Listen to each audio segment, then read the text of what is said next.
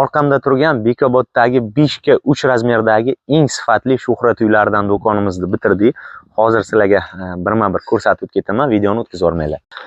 Tashqi ko'rinishidan boshlaydigan bo'lsak, xo'sh, birinchi tunkafonlarimiz turtli deyiladi, qalinidan, zanglamaydigan materialdan.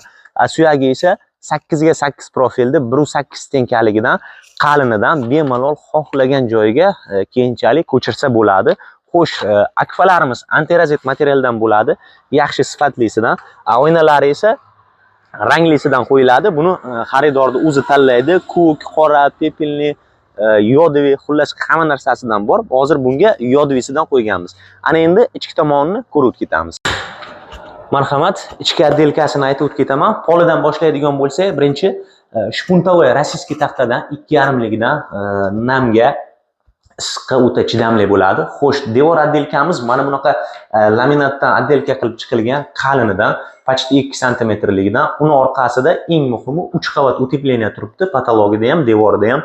Stiklovata, folga и porolondan qo'yilgan. Mana shu uchun ham issiq sovuqni umuman o'ylamaysizlar. Xo'sh, portichkalarimiz qo'yilgan, havo aylanishi. Bu 5 metr bo'lgani uchun bitta qo'yiladi. Mana juda ham udobniy, yaxshi kачествосidan.